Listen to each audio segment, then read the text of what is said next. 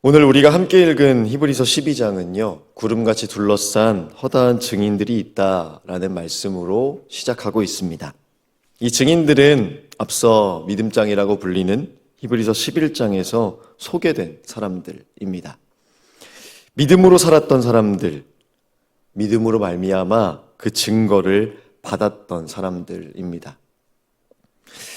히브리서 11장을 쭉 읽어보면요, 각각의 사람들에게 정말 다양한 시험들이 있었음을 우리가 알 수 있습니다. 노아는 무시무시한 재앙의 예고 앞에서 그 방주를 준비해야만 했고요. 아브라함은 부르심을 받았지만 갈 바를 알지 못하는 순간에 놓여 있기도 했습니다. 모세는 홍해 앞에 서 있어야 했고요. 이스라엘 백성들은 가나안 땅에서 여리고성이라는 큰 장애물을 만나기도 했습니다. 우리가 시험에 대해서 표현할 때요, 흔히 보통은 시험을 받는 것, 시험을 당하는 것이라고 표현합니다.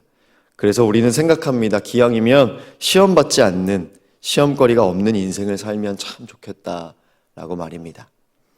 그런데 원하지 않아도 그 시험 앞에 서게 될 때가 있습니다. 그 어떤 인생도 시험 받지 않는 인생은 없다라는 것을 오늘 말씀은 가르쳐주고 있습니다.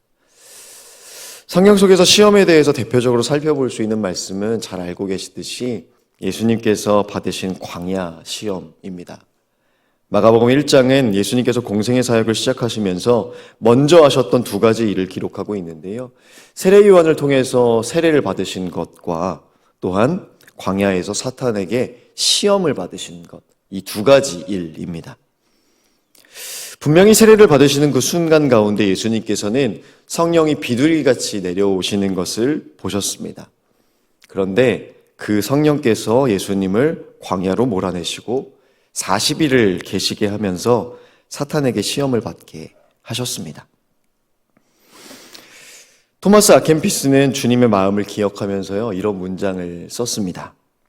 나의 자녀야, 이 세상에서는 시험에서 벗어날 길이 없다. 그렇다면 시험이란 무엇일까요? 요셉은요, 보딜발 장군의 집에서 신실하게 일하고 있었지만 장군의 아내에게 유혹을 받았습니다. 다윗은요, 자고 있는 사울 앞에서 충분히 해칠 수 있는 순간에 놓여 있기도 했습니다. 그리고 예수님께서는 이스라엘의 종교 지도자들과 사람들로 하여금 수많은 시험들을 받으셨습니다. 그런데 이 모든 시험들의 공통점은 여기에 있습니다.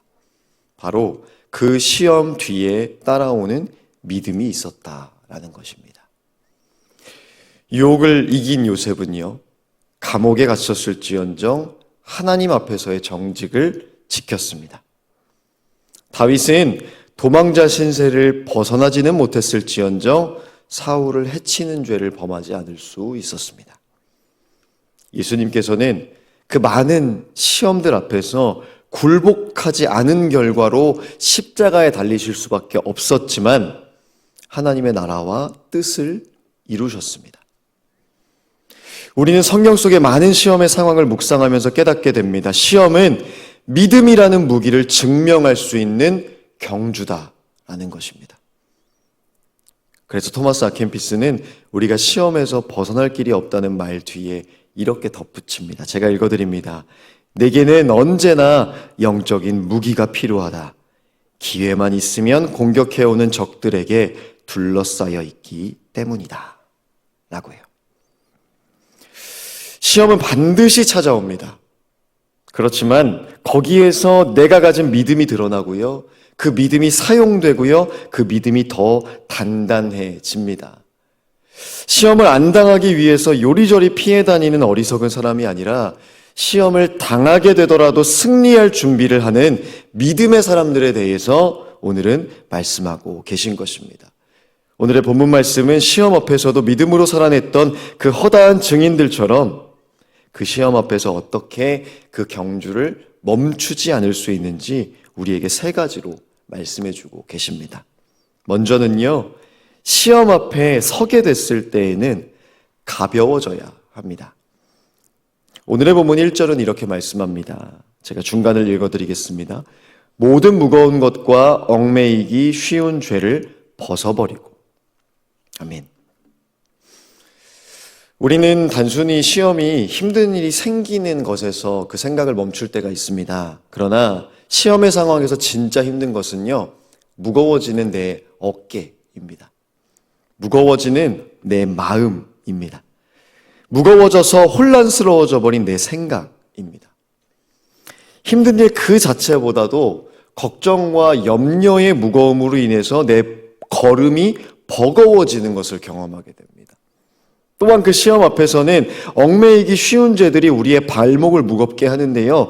얽매이기 쉽다는 것은 이런 의미를 가지고 있습니다. 내 습관과 내 성질과 내 환경과 내 과거들에서 엮이는 것입니다. 무릎이 깨져서요, 아파 본 사람은요, 다 회복된 뒤에도 그 무릎이 시큰거리기 시작하면 고민이 올라오게 됩니다. 고민은 우리를 조급하게 만들죠. 그래서 그것을 잊게 하기 위해서 쉽게 죄를 선택하게 합니다. 이것이 얽매이기 쉬운 죄입니다. 하나님이 아닌 다른 방법을 선택하게 합니다. 실제로 그 시험이 너무 거대하고 너무 힘이 힘들어서라기보다는 내가 벗어버리지 못하는 것들과 만나서 시너지 효과를 내게 되는 것입니다. 그래서 시험이 왔을 때 가장 먼저 해야 될 일은 벗어내는 것입니다. 내려놓는 것입니다. 가벼워지게 하는 것입니다. 다윗은 골리앗이라는 그 거대한 시험 앞에서 자신을 거추장스럽게 하는 무거운 갑옷부터 벗어버렸습니다. 그 갑옷은 든든해 보였고 힘 있어 보였지만 오히려 걱정과 두려움의 표현이 되었습니다. 그래서 내버렸습니다.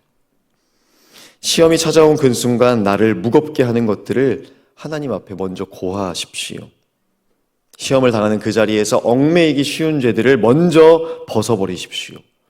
그때에 비로소 시험을 당할 준비가 되는 것입니다. 두 번째로요, 시험이 길어질 때에는 인내라는 무기를 얻어야 합니다. 예수님께서 광야의 시험을 받으실 때 사탄이 원했던 것은 무엇일까요? 중도 포기입니다. 시험이 속히 끝나지 않고 길어지게 되면 우리에게 찾아오는 것은 낙심입니다. 그래서 낙심은 여기까지만 하게 합니다. 낙심은 이 정도까지만 타협하게 합니다.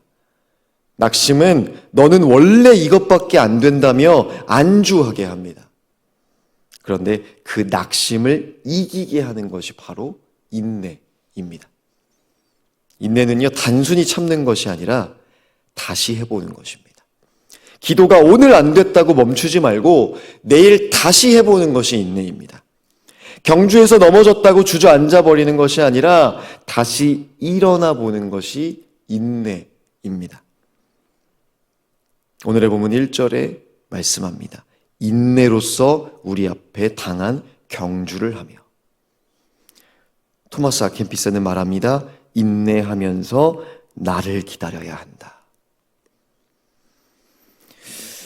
당한 경주 위에서 중간에 멈춰버리면요, 하나님께서 찾아오시는 그 때를 놓치게 됩니다.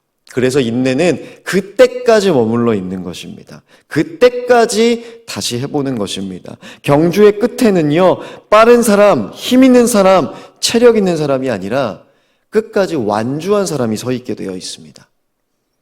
시험이 길어질 때 다시 해볼 수 있는 인내의 은혜를 구하는 우리 모두가 되기를 간절히 소망합니다. 마지막으로요, 시험의 한 가운데 있을 때에는 시선을 지키는 싸움을 해야 합니다. 우리 2절의 상반절의 말씀을 제가 읽어드립니다. 믿음의 주요 또 온전하게 하시는 이인 예수를 바라보자. 시험 앞에 놓이면 우리의 시선은 두 곳을 향하게 됩니다. 한 곳은요, 나 자신입니다. 내 감정, 내 상처, 내 실패, 내 두려움을 보게 됩니다. 그런데 거기에는 시험을 이길 수 있는 실마리가 없습니다. 그리고 우리가 바라보게 되는 또 한 곳은요, 그 탓을 돌릴 수 있는 곳입니다. 다른 사람 탓, 상황 탓, 세상 탓을 하게 됩니다. 역시 탓을 하는 것으로는요, 시험이 사라지지는 않습니다. 우리가 시험의 한가운데에서 바라보아야 할 것은 그 시험을 먼저 이기신 예수 그리스도이심을 기억하시기 바랍니다. 예수 그리스도께서는 그 시험을 이겨내시기 위하여 방법을 사용하셨는데요. 2절의 말씀 하반절에 나와 있습니다. 그는 그 앞에 있는 기쁨을 위하여 십자가를 참으사 부끄러움을 개의치 아니하시더니 하나님 보좌 우편에 앉으셨느니라. 아멘. 그 시험 앞에 있는 기쁨이 더 클 것을 알기 때문에 지금의 십자가를 참아내신 예수 그리스도를 바라보는 것입니다. 그래서 그 시험을 이길 무기는, 그 실마리는 이기신 분을 바라볼 때에 우리가 얻게 되는 것입니다.